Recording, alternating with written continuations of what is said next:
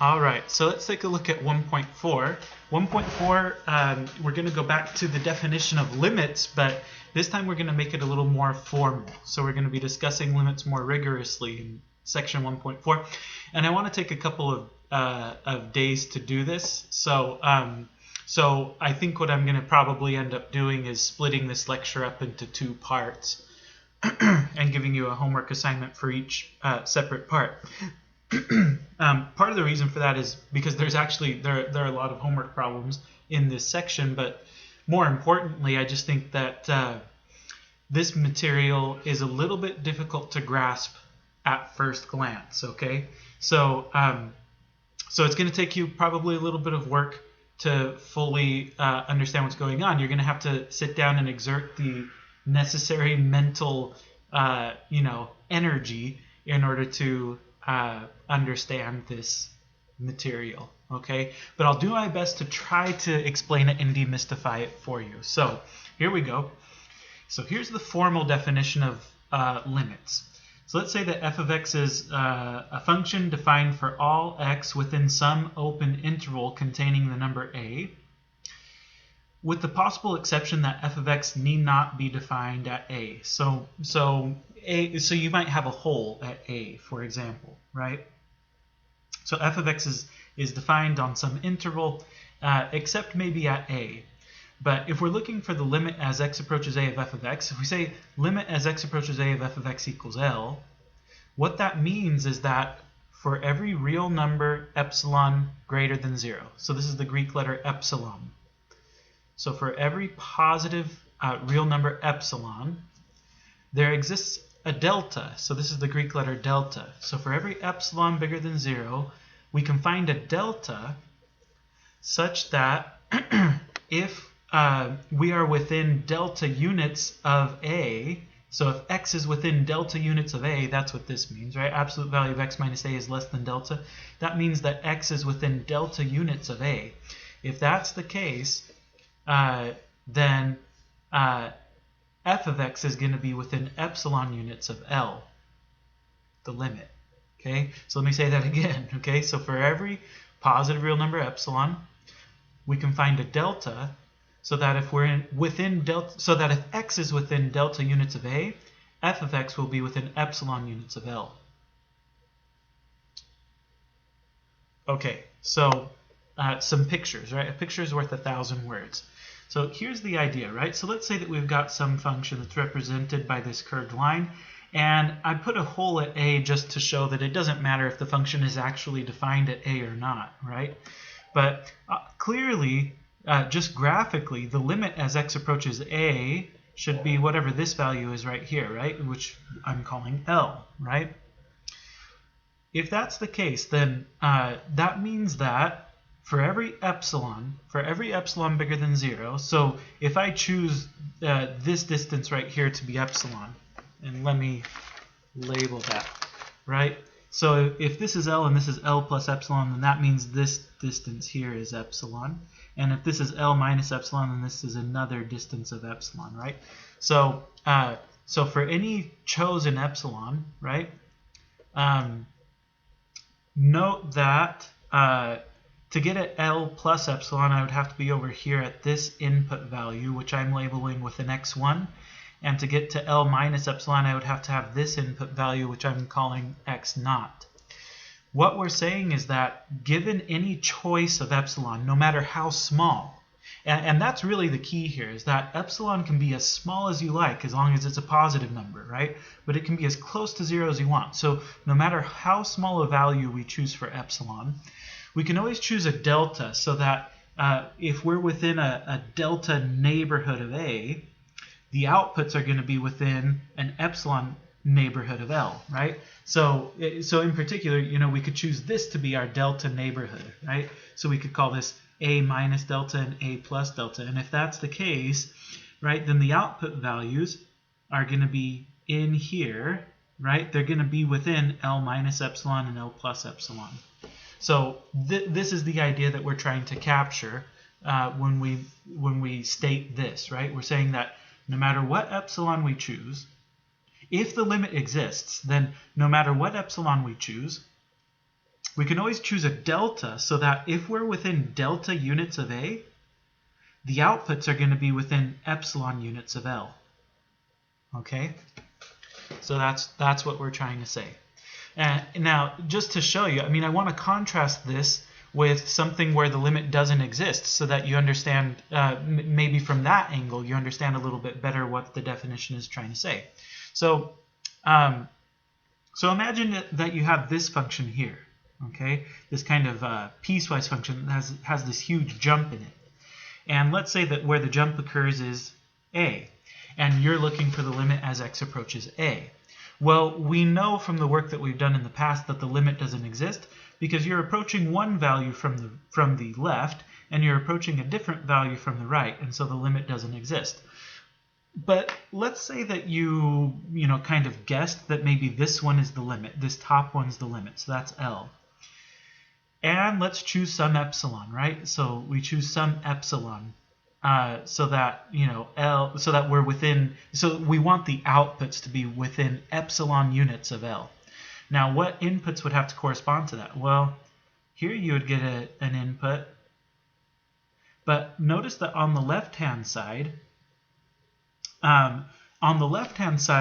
it's like I can choose a right endpoint so that I'm going to be within. So that the output is going to be within epsilon of L.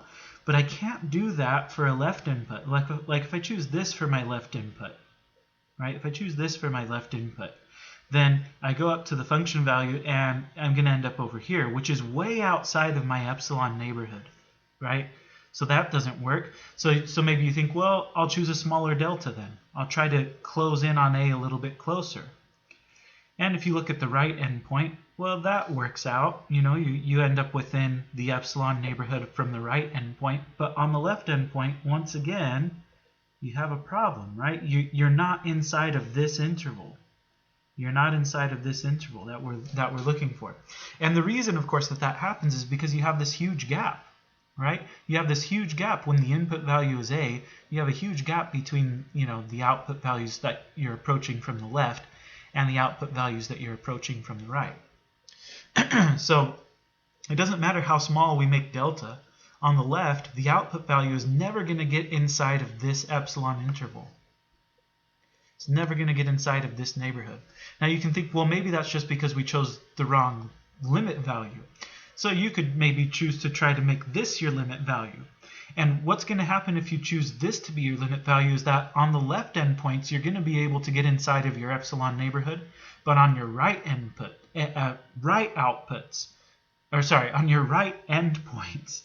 the outputs are not going to be within that epsilon neighborhood. And so then you think, well, maybe it's somewhere in between. Maybe if I choose like the halfway point between these. But again, for a small enough value of epsilon, you're not going to be able to get within that interval because on the left you're always going to be below sort of this line on the left, okay, and on the right you're always going to be kind of above that line. And so if you choose your limit value to be somewhere here in the middle and you make epsilon really small, there's no way you're going to get in there on either endpoint. So anyway, hopefully that makes some sense to you. But this is the definition. Just as a historical note, the invention of calculus is largely attributed to Isaac Newton and Gottfried Leibniz. They kind of developed some of the ideas behind calculus independently of one another at around the same time. But this definition for a limit, this formal definition, was first introduced by Karl Weierstrass probably 200 years later, something close to 200 years later, right? So the kind of calculus that Newton was doing, for example, was a very intuitive kind of thing, sort of like the previous three sections, whereas mathematicians later on in the 1800s, they had to go back to all of this math that was being done in the 16 and 1700s and really try to make it more formal and rigorous so that they could actually prove things, right, mathematically. And that's what this definition allows us to do. In the previous 3 sections, we were able to sort of get our intuition and make some guesses at what we thought the limits of certain functions should be. But now we can actually prove it. We have a functional definition here that allows us to actually prove that these limits are what we think. So I want to walk you through some examples of that. So I'm going to walk you through several examples using this definition. So let's prove each statement.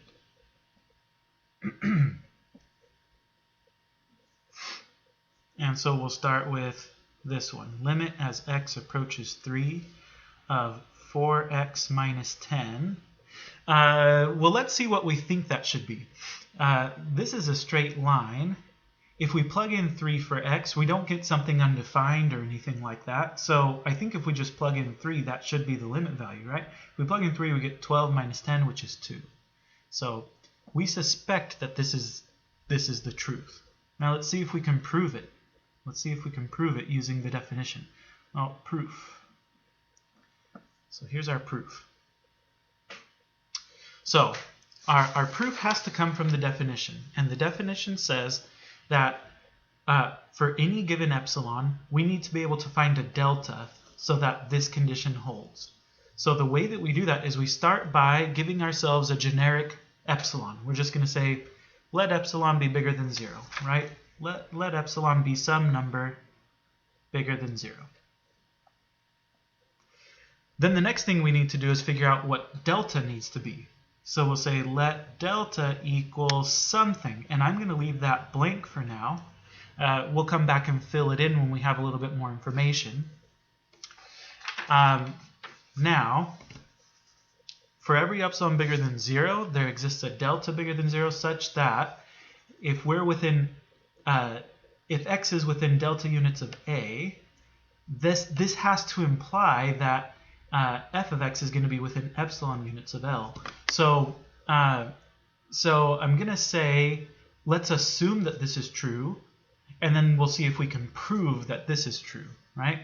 So we're not sure what delta is yet, but whatever it is, let's assume that, that x minus a is less than delta. Now a in this case, so a, remember, is the value that x is approaching. And in this case, x is approaching 3. So we'll assume that x minus a, so in this case, x minus 3, is less than delta. Okay, so this is the setup.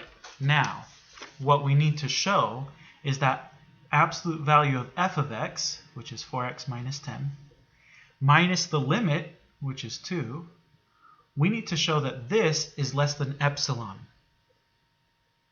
Okay, so we need to show that this is less than epsilon. Well, let's simplify this a little bit, right? So 4x minus 10 minus 2 is just 4x minus 12. And we can factor out a 4. So this is going to be 4 times absolute value of x minus 3. And hey, what do you know? X minus 3.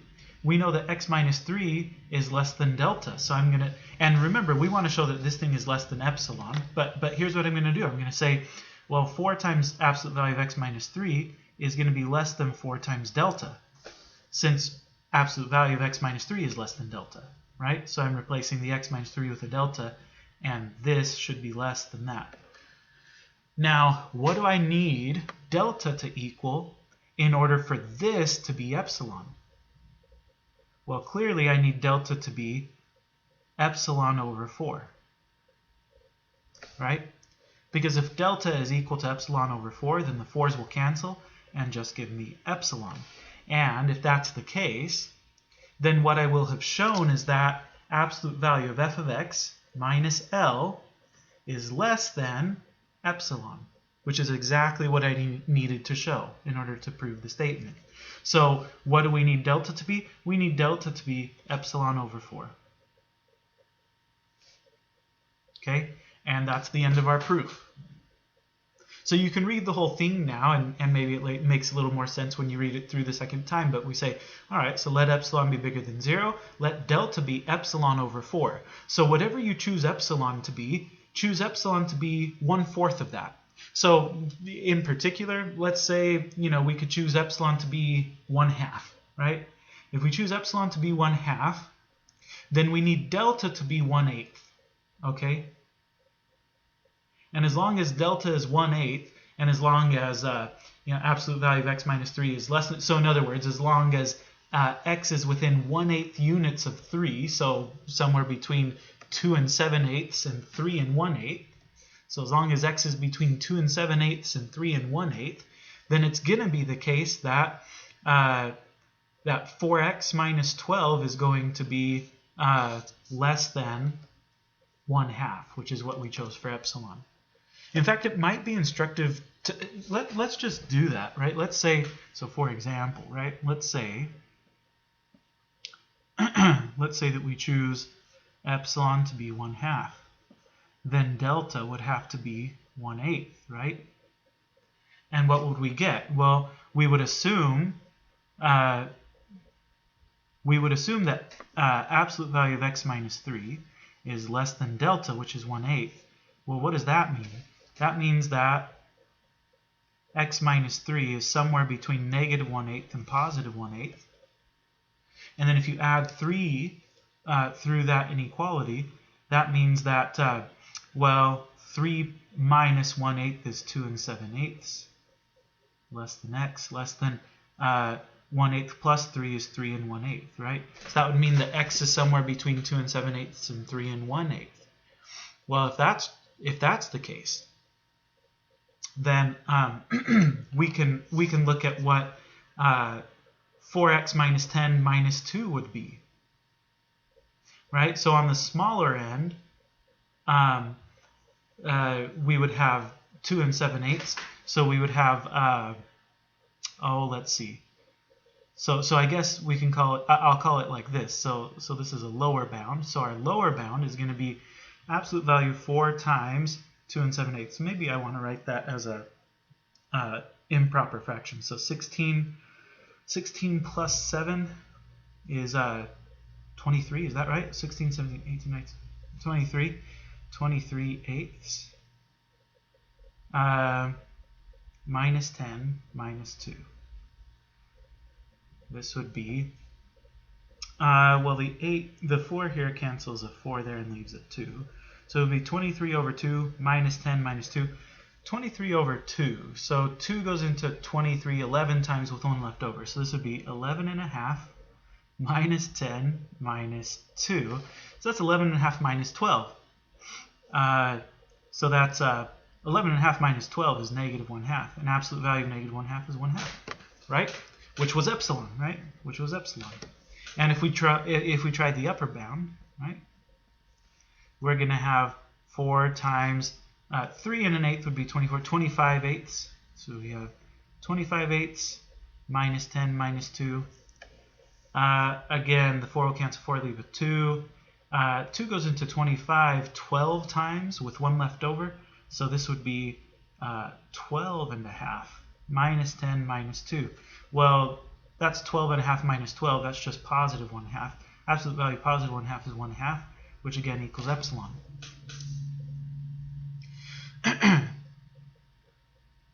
Right?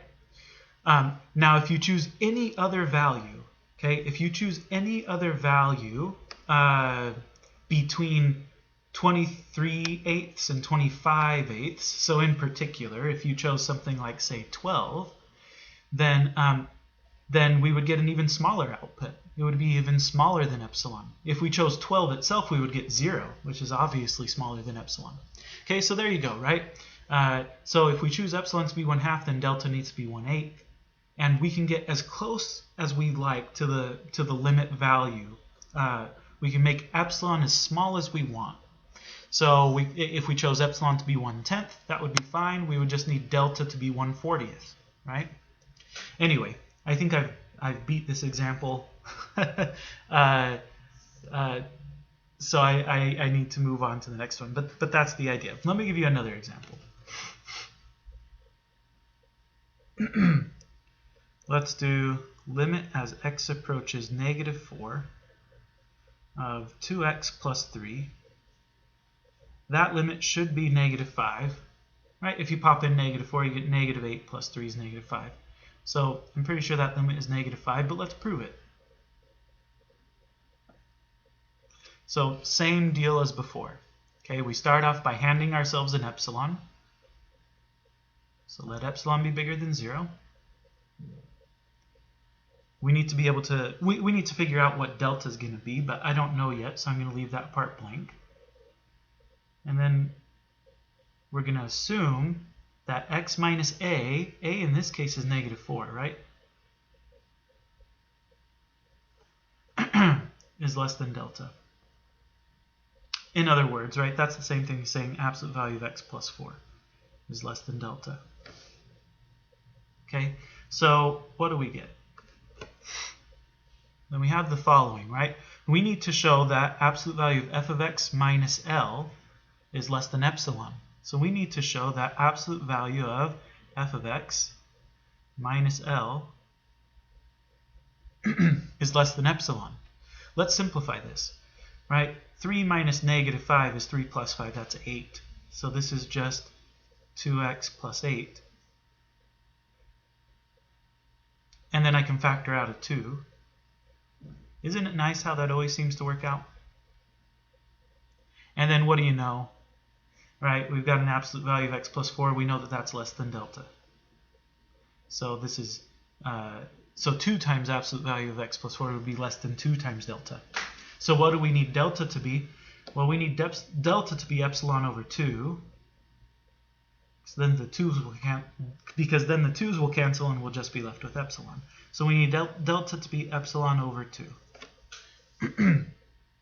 And that's it for the proof. Right? So again, we can choose any value for epsilon. We can choose epsilon to be as small as we want.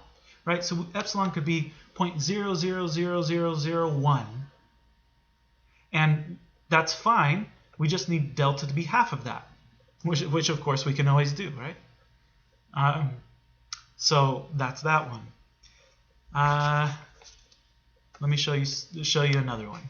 So these last 2 examples were linear functions. Let's do something nonlinear. Let's do a quadratic. Let's go limit as x approaches 1 of x squared plus 3x minus 1. What should that limit be? If we plug in 1, we get 1 plus 3 is 4 minus 1 is 3, right? Let's prove that that's the case. So let's prove it.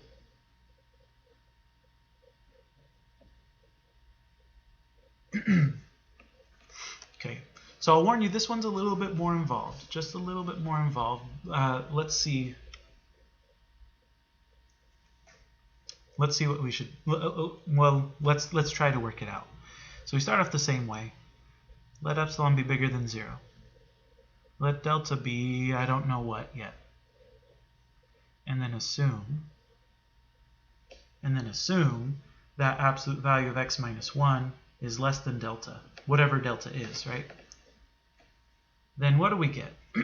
We need to show that absolute value of f of x minus L is less than epsilon. So we need to show that absolute value of x squared plus 3x minus 1 minus 3 is less than epsilon. Well, let's simplify this, right? We get absolute value of x squared plus 3x minus 4. I think we can factor that. That looks like x plus 4 times x minus 1. Okay. And that's going to be equal to absolute value of x plus 4 times absolute value of x minus 1. That should make sense, right? It's like, it doesn't matter if either of these things are positive or negative. When you take the absolute value, you're going to get the positive answer back. So it's equivalent to just taking the positive answers and multiplying them. So we can just distribute those absolute value bars this way. Okay? Well, so I know that x minus 1 is going to be less than delta. So I can say this is going to be less than absolute value of x plus 4 times delta, I guess. The problem is absolute value of x plus 4 is not bounded, right? If x is 1,000 or something, this is 1,004. And so no matter how small we make delta, if x is allowed to be really, really large, then that's going to make this product bigger than epsilon, which is not what we want. We need this product to be less than epsilon. So what we need to do is we need to bound this term right here. So we need to bound this term right here. And the good news is that's pretty easy to do, because remember, we're looking for the limit as x approaches 1. So we're not necessarily interested in what's happening when x is 10,000, right? What we're interested in is what's happening when x is close to 1, right? What's happening when x is close to 1. So I could choose some value for delta. Like I could say, let's say that delta is at most 1. So if delta is at most 1, then we would have this statement, right? We would have absolute value of x minus 1 is less than 1, which is equivalent to saying this. And if I add 1 through that inequality, that's equivalent to saying that, right? So if delta is at most 1, then x is going to be somewhere between 0 and 2. And if x is somewhere between 0 and 2, then the largest that absolute value of x plus 4 is going to be is when x is 2, and that's 2 plus 4 is 6, right? So as long as delta is at most 1, absolute value of x plus 4 is going to be at most 6. Okay? So what do I need delta to be? Well, I need it to be the minimum of one of two things. I either need it to be 1, or I need it to be something else, which we're not sure of yet. But hold on there for a second. If delta is at most 1, then automatically we know that this is less than 6 times the absolute value of x minus 1. Okay? Because of the scratch work that we did up here, right? So we did this kind of scratch work. So if delta is at most 1, then absolute value of x plus 4 is at most 6, which means absolute value of x plus 4 times absolute value of x minus 1 is less than 6 times absolute value of x minus 1. And now,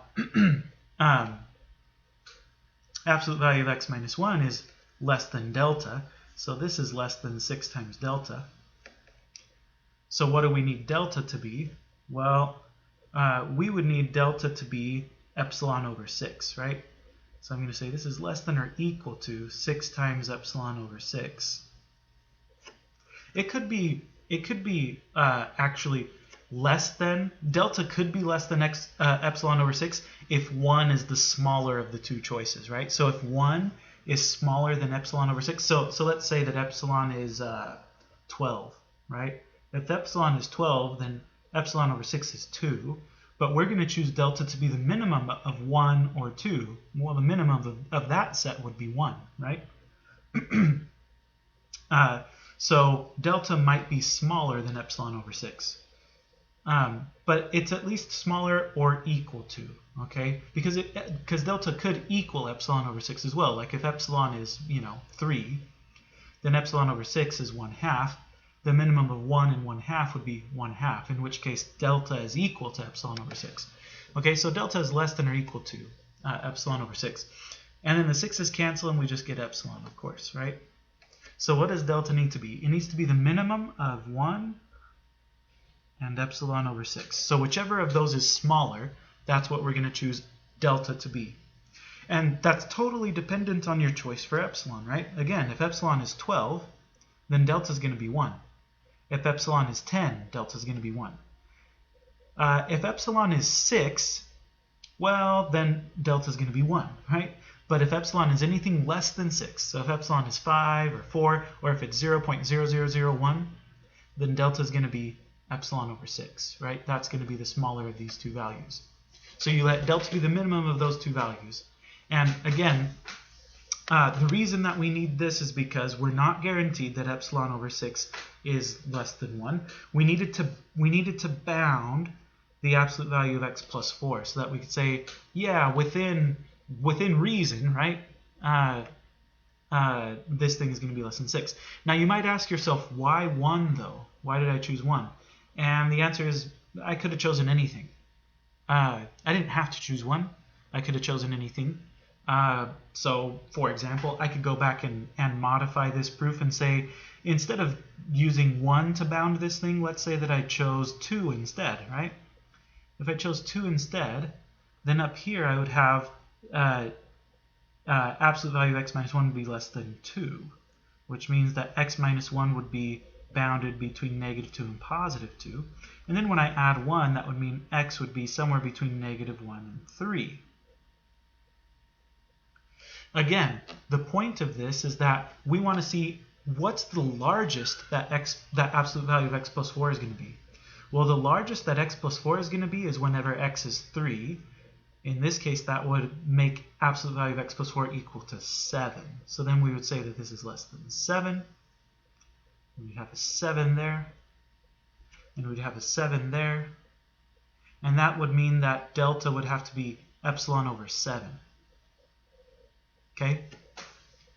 And there you go. That's another completely valid proof. Okay? That would also be a valid proof. So you can bound with any number you like. I think 1 is probably the easiest in most cases. I mean, it won't always work, I guess, but there you go. So so that's that one. Let me give you some more examples.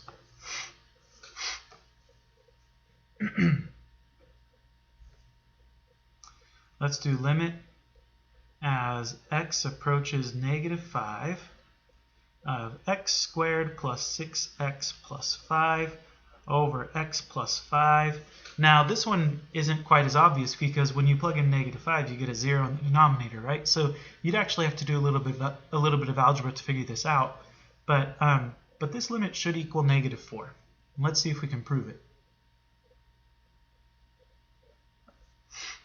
This one's actually not as bad as the previous example, I don't think. Maybe I'm wrong. But we start off the same as always. Let epsilon be bigger than 0. We're going to let delta be some value. We're not sure yet what. But we're going to assume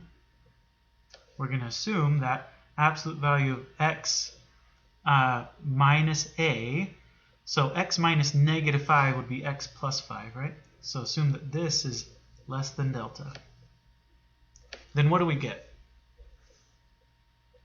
Well, what we need to show is that the absolute value of f of x minus L is less than epsilon, right? So we need absolute value of x squared plus 6x plus 5 over x plus 5 minus negative 4. We need that to be less than epsilon. Well, let's simplify it and see what we get.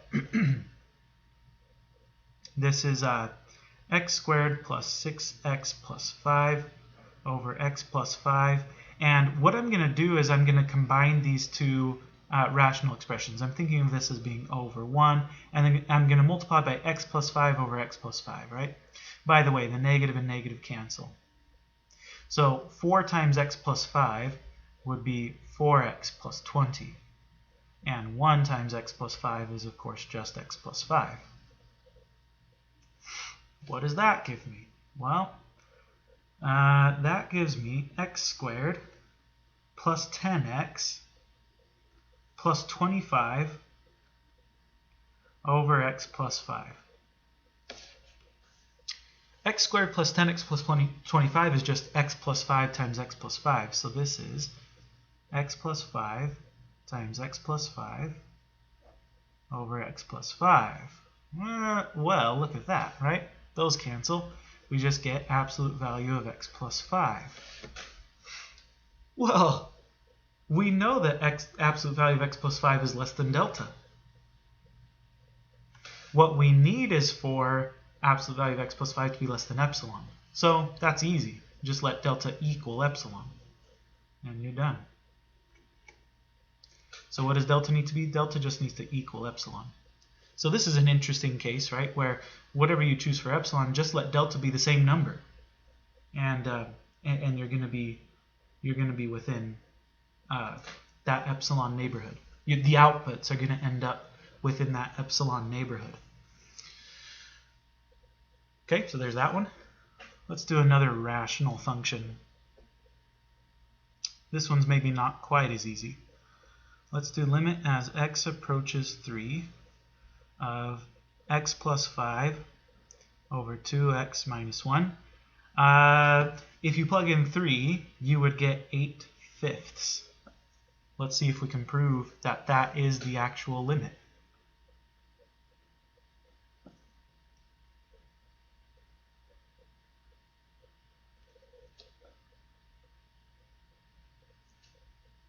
Not sure what delta needs to be yet.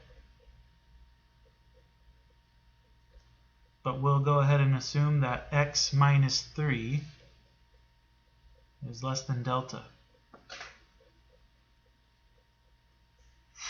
Okay, so then absolute value of x plus 5 over 2x minus 1 minus 8/5 needs to be less than epsilon.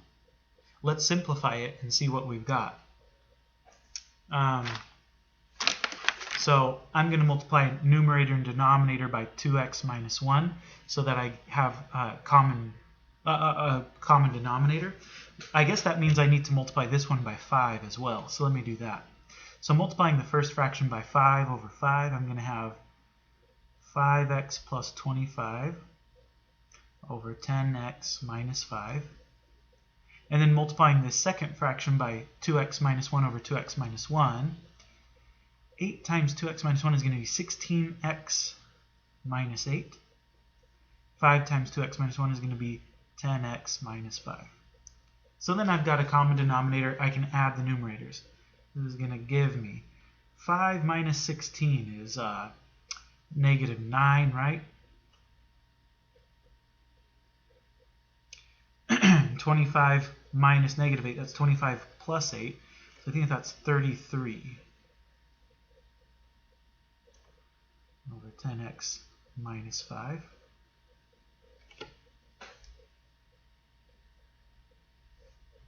Oh, I'm sorry, I did this subtraction wrong. That'll happen sometimes. I apologize. I'm not a machine. I can't add. Or subtract in this case. But no, I'm sorry. 16 minus 5 is 11, right? So 5 minus 16, negative 11. Well, okay. Here's what I'm looking for, right? I need to be able to use this fact at some point, right? So I'm looking to be able to pull out an x minus 3. And I'm not seeing it so far. But notice that in the numerator, I can definitely factor out a negative 11.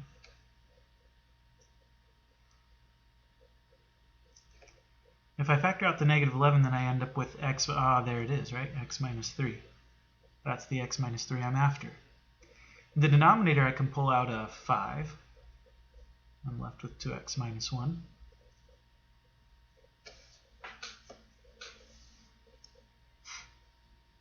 Okay, so now here's the trick. So absolute value of negative 11 is just positive 11, right? So here's what I'm going to do. I'm going to write this as 11 over 5 times 2x minus 1. Oh, this should still be in absolute values. The 2x minus 1 needs to be in absolute values still. But this is times absolute value of x minus 3. Okay, if you squint at that just right, hopefully you should be able to convince yourself that that's true. Okay. So now, if we think about this quantity, I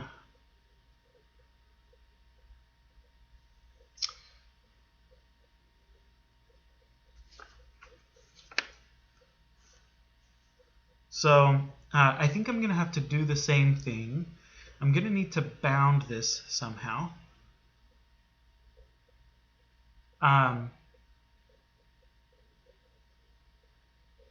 Okay, yeah, sorry. I worked this problem out earlier, and I'm looking at my solution from earlier, and I made a mistake somewhere. That's why that's why I'm pausing so much. But it's not a big deal. It's not a little mistake. It's just a little mistake. Anyway, but we can work through this. So I'm going to need to bound this thing, And so I'm going to use the same trick that I used before. I'm going to say, as long as delta is at most 1, so as long as delta is at most 1, then that means that if I add 3, I'm going to get 2 less than x less than 4. That means x is going to be, so if delta is at most 1, then x has to be somewhere between 2 and 4. But if you think about which of these values is going to maximize this, it's going to be the smaller of the values this time, right? Because you're dividing by an x. And so when you divide by something small, you get a big value. When you divide by something big, you get a small value, right? Like 1/5 is a bigger number than 1/50th, right? So we don't want x to be really large. We actually want x to be really small. If delta is within if x is within 1 unit of 3, then that means x is going to be somewhere between 2 and 4. So the smallest x is going to get, as long as delta is at most 1, then the smallest x is going to get is 2. Now if x is 2, then we have 2 times 2 is 4, 4 minus 1 is 3, and 3 times 5 is 15. Okay, so this is going to be 11/15 at most. So that means this thing is less than 11/15 times the absolute value of x minus 3. So long as delta is at most 1. Okay? And now absolute value of x minus 3 is less than delta. So that means that we need delta to be 5/11 times epsilon, right? So be 11/5 times 5/11 times epsilon, because then we just get epsilon. So what do we need delta to be? We need delta to equal 5/11 times epsilon.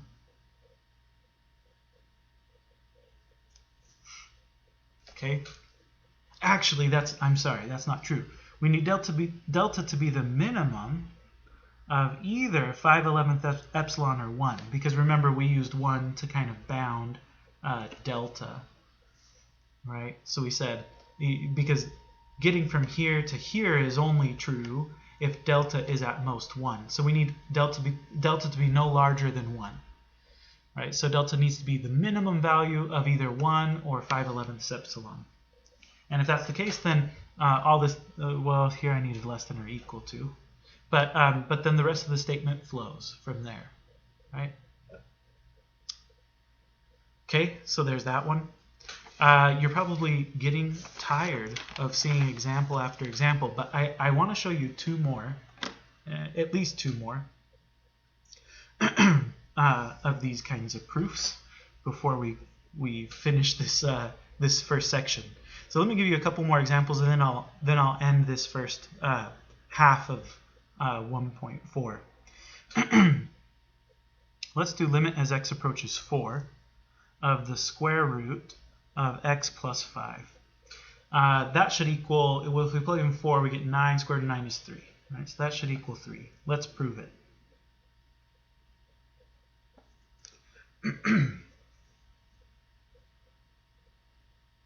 Okay.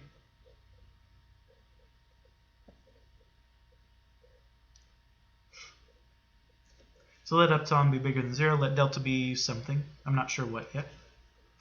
But we'll assume that absolute value of x minus 4 is less than delta. Okay. Now what do we get? We need absolute value of f of x minus 3 to be less than epsilon. Okay.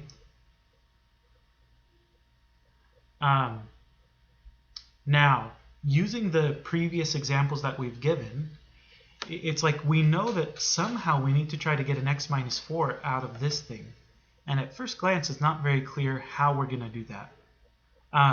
So I'll just give you the kind of trick. Whenever you're dealing with radicals, oftentimes a useful trick is to multiply by the conjugate.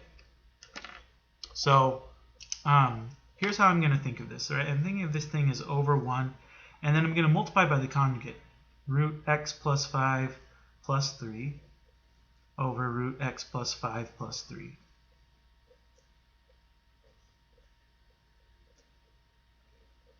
Okay. It's still the same thing as what I started with because I'm only multiplying by 1, right? I'm only multiplying by 1, so that doesn't change the value at all. But notice that when I distribute this now, square root of x plus 5 times square root of x plus 5 is x plus 5.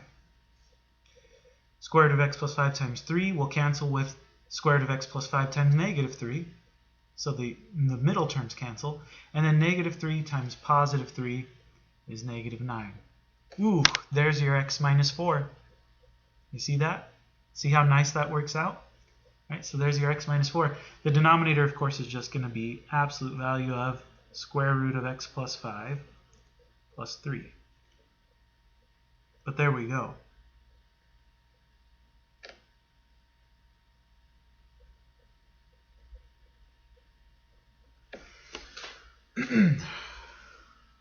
Okay, so let me point out that in the denominator we can drop the absolute values because regardless of what value you choose for x, if you're going to get a real number in here, maybe I should say this as an aside.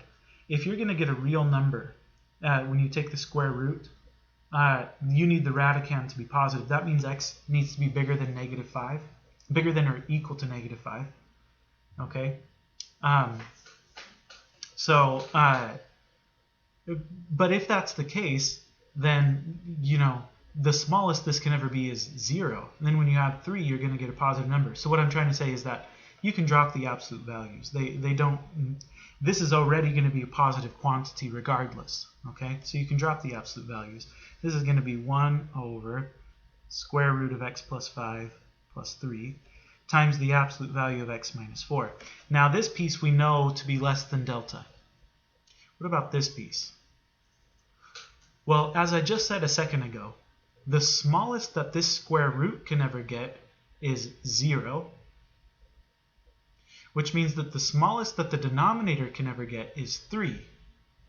Remember, when you're dealing with fractions, a small denominator means a big number, and a big denominator means a small number. So if I'm thinking about, like, what's the largest that the denominator... what's the smallest that the denominator can be? Because the smallest that the denominator can be is going to be the largest that the fraction can ever be. So what's the smallest that the denominator can ever be? The smallest the denominator can ever be is when x is negative 5. And then you would get negative 5 plus 5 is 0, square root of 0 is 0, 0 plus 3 is 3. So that the largest this number can ever get is 1/3. Right? That's the biggest that this thing can ever be. So this is actually less than or equal to 1/3 times the absolute value of x minus 4.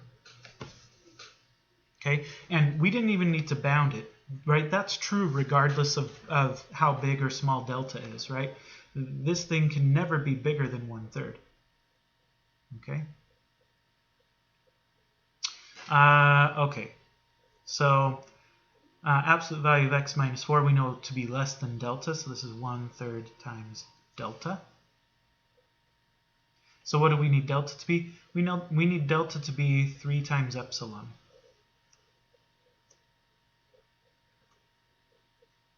Okay? So we need delta to be 3 times epsilon. That's pretty cool, right? So regardless of the value we choose for epsilon, whatever we choose epsilon to be, we just need delta to be 3 times that, and or something smaller, right? Something smaller would also do the trick. Okay, but that's that proof.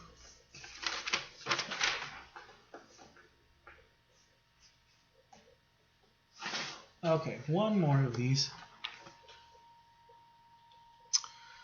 Well, actually, do I need to give you one more? Maybe I'll give you let me give you Well, no, I was going to say let me give you a piecewise function because you have a couple of those in the homework, but I kind of want you to just think about those and see if you can come up with them on your own. So I don't think I'm going to look at the piecewise ones. Let me just give you one more. Let's do this one here.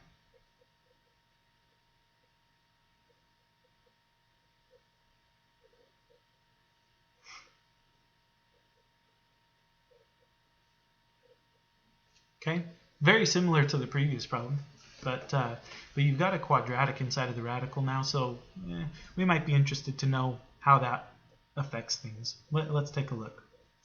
So let's prove this.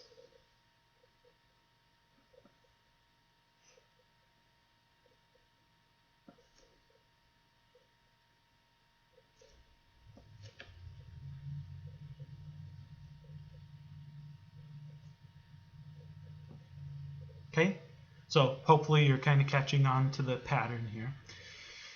We need for absolute value of f of x minus the limit to be less than epsilon. And I'm going to use the same trick as I did on the previous problem. So I'm going to multiply by the conjugate.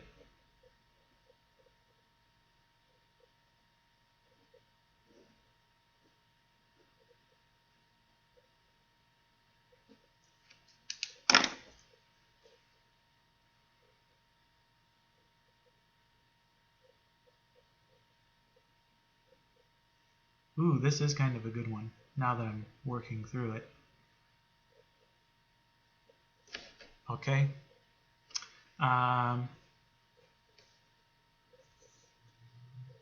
So this is absolute value of x squared minus 4 over absolute value of square root of x squared plus 5 minus 3, or plus 3, sorry, plus 3.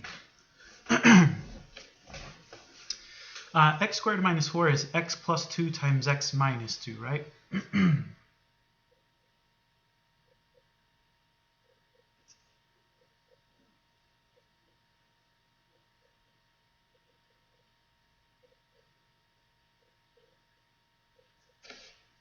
And lo and behold, right? That's the x plus 2 that we needed to try to get out. So let me sort of split this up now. So we're going to have x minus 2 over square root of x squared plus 5 plus 3 times absolute value of x plus 2. Now this part we know is going to be less than delta. This part, on the other hand, is going to take us a little bit more work.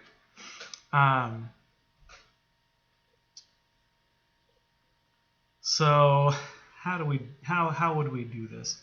Well, the denominator, the largest the denominator can ever get is 3. So we know that the largest the denominator can ever get is 3. You know what? Maybe I'll do this. Maybe I'll split it a little further. I'm going to call this 1 over square root of x squared plus 5 plus 3 times absolute value of x minus 2 times absolute value of x plus 2. Okay. The reason I'm going to do that is because I know from our work on the previous problem that the largest this can ever get is 1/3. So right away I can simplify my work a little bit and say, this is going to be less than or equal to 1/3 times absolute value of x minus 2 times absolute value of x plus 2. The absolute value of x plus 2 isn't a problem. I know that it's going to be less than delta, whatever delta is. So then the only other trick is, what's the largest that absolute value of x minus 2 can be? And unfortunately, the answer is absolute value of x minus 2 could be infinitely large. So we need to bound this, right? So we need to say something like, well, let's say that delta is at most 1. Okay, so if delta is at most 1, then, sorry, my kids just laughed at something like maniacs. Anyway, so if delta is at most 1, then x plus 2 is somewhere between -1 and +1. is subtracting 2, that would mean x is somewhere between -3 and -1. If I plug in -1, -1 minus 2 is -3. Absolute value of -3 is +3. If I plug in -3, -3 minus 2 is -5. Absolute value of -5 is +5. Okay, so this portion, as long as delta is no bigger than 1, this portion is going to be no bigger than 5.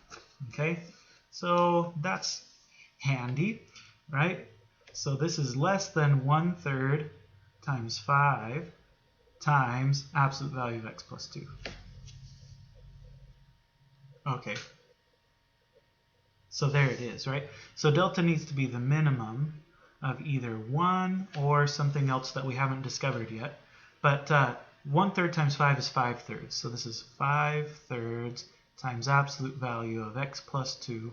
We know that's going to be less than 5/3 times delta. And that means we need delta to equal 3/5 times epsilon. Okay, so 3/5 times epsilon. And there you go.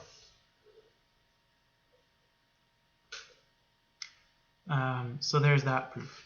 That was a good one. That one kind of threw the baby in, or what's the word? That threw in everything but the kitchen sink, I guess.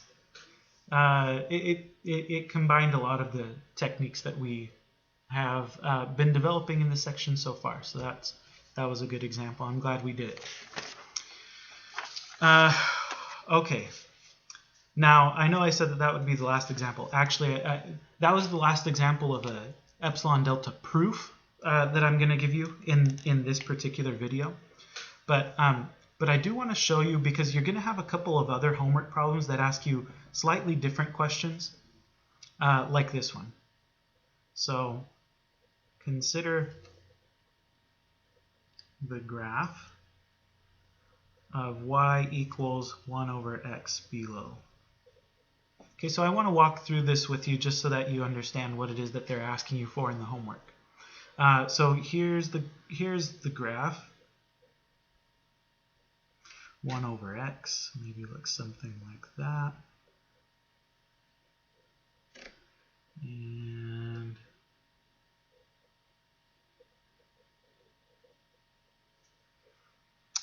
okay, so let's go 1 plus 0.1, 1 minus 0.1, and we'll call this value x naught, and we'll call this value x1. Okay, so this is the diagram. This is the picture that they give you. And then they might ask you questions like in part A, they might say find x naught and x1. Let's find x naught and x1. Well,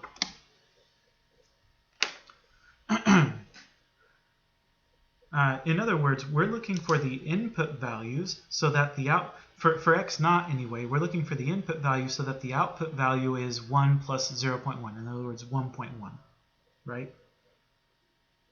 So so for x naught, now the function is 1 over x. So for x naught, we're looking for x naught such that 1 over x naught equals 1 point, or maybe I'll write it like this, 1 plus 0.1, right? We want the output value to be 1 plus 0.1. That's 1.1.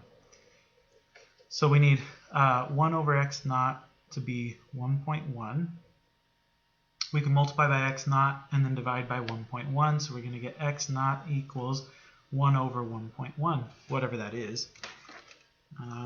Let's see. 1 divided by 1.1. Oh, that's nasty. Maybe I'll say it like this. I'll just say that's 10/11ths. Right? So there's the input value for x naught. For x1, we would do something similar, right? We need 1 over x1 to be 1 minus 0.1. That's 0.9, right? So if we need 1 over x1 to be 0.9, then that means we need x1 to be 1 over 0.9. That's going to be 10/9.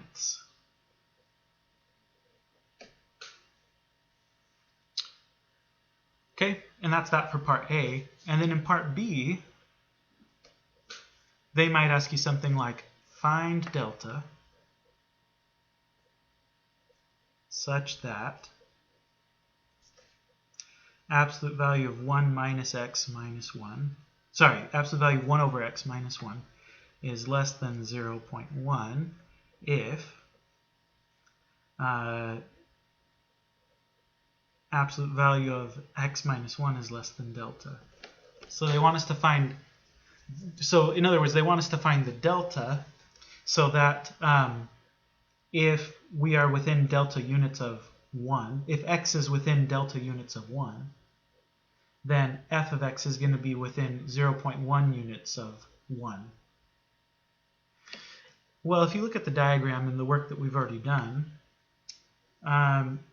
we know that the output values are going to be within 0.1 units of 1 as long as the input values are between 10 elevenths and 10/9. Right? 10 elevenths and 10/9. So the smaller of these gaps, looking at this picture, looks like it's probably this one.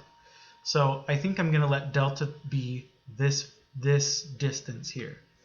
So let delta be the distance between x0 and 1. So the distance between 10 elevenths and 1. So delta is going to be 1 minus 10 elevenths. That's going to be 11 elevenths minus 10 elevenths, so that's going to be 1 11th. Right? And that'll do the trick, right? Because as long as delta is 1 11th, then if you go 1 11th below 1, you're down here at x0. If you go 1 11th above 1, then you're going to be up here somewhere. Not quite all the way over to x1, but it doesn't matter because notice that the output values are still going to be within your epsilon neighborhood, which is what you want, right? So that's how you would do a problem like that. And I think that's all I have to say for this first half of 1.4.